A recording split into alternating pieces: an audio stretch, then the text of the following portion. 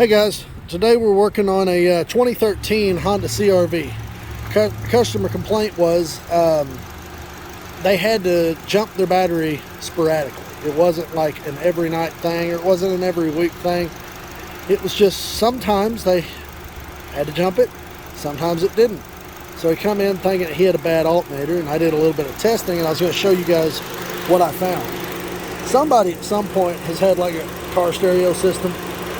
So they cut off the factory end on the factory Honda harness.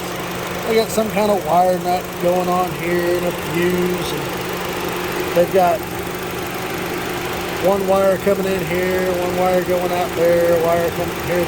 Well, here's the rub. So if I stick that there for ground and I test the power at the fuse block,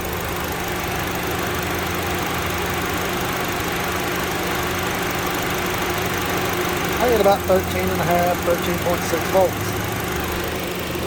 If I pick it up and touch the battery terminal, it's anywhere from 11.5 to 12.7. I can touch the wire that goes to the fuse box, and I'm back up there at 13.7-ish.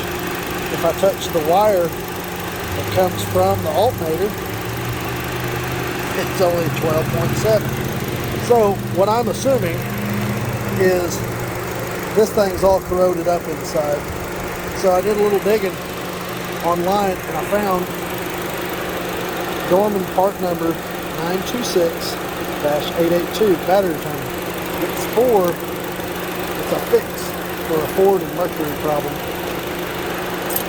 I went and picked one up, but I think it's going to get us taken care of. I don't think I'm going to have to use this, but I might. I may end up being able to put an eyelet on some of these. But let me get to stripping some wires, and I'll go ahead and show you guys how it turned out. Alright, let's get this stupid thing off of here. Well, that's a mess, no doubt about it. Alright, let me go ahead and get an Allen out here, get it broke free. Alright, I got this wire coming from the alternator on this part of the new battery hold down, or whatever, not hold down, terminal. This here, I got it trimmed off, and I'm going to crimp that using this hydraulic crimping tool. And I don't have 3 or 4 hands, so I can't show you the process of doing that, but I'll show you what it looks like when I'm done here. It's a very simple concept. You just slip it over there, close the valve right there, and pump it like a jack, and it crimps it real nice. Give me 1 second, I'll show you the outcome. And that's the outcome you get from it. Sucker ain't going nowhere. Now, I found that this wire here that runs back to the firewall is not factory, and I don't know what it is, so I'm going to have to do a little diagnosing. I'm going to have to get my big fat butt under the hood of this, or under the dash of this car, and see what I can find. Let me get under there, and I'll try to take you with me. Okay, so let me see if I can do this here. This wire right here with that woven sheath on it that says kicker right here is the one that goes through the firewall. It goes through this little rubber boot. You can see the light. See if I can point to it right there coming around it.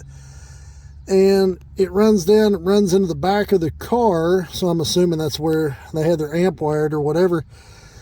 But I'm going to see about looking around, poking around a little bit, see if I can find where it is in the back. If it's not hooked to anything, I just won't hook it back up. So a 93-year-old man owns this car, so I'm assuming he's probably not thumping out to whatever, anything, maybe thumping to some bluegrass or something. So anyway, I gotta hook the battery back up so I can open the back hatch, and I'll get back with y'all. And just like that, we find out that they come down here to where the spare tire goes. So let's do a little digging.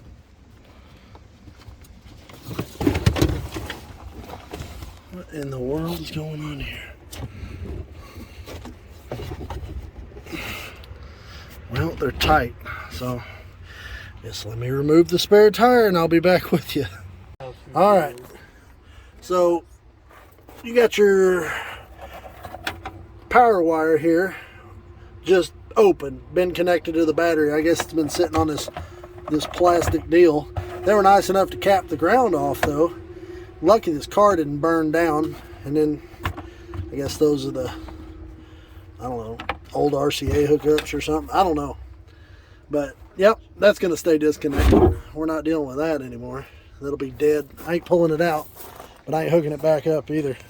Alrighty, got the new terminal in put on. Put an eyelet on this one. I showed you when I crimped it.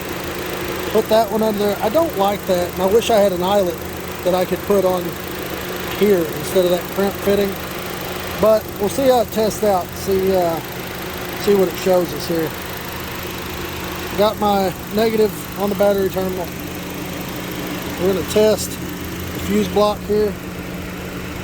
Testing it dang near 14 volts. The other one's testing at 14 volts. The battery's now testing right at 14 volts. So I'm going to call this a fix. Wasn't too bad. The excess wire here, I'm going to go ahead and nip that off deeper down in there. So maybe nip it off on the inside and pull it out. That way it doesn't get hung up in anything. But hey man, you guys watch the process.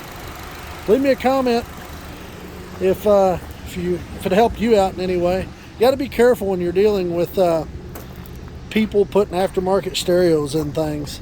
You can't trust people's work. Shoot, you can't trust people's work that own businesses that do the stuff hardly anymore. So it's kind of I guess a lost art or whatever. Anyway, this one's a wrap.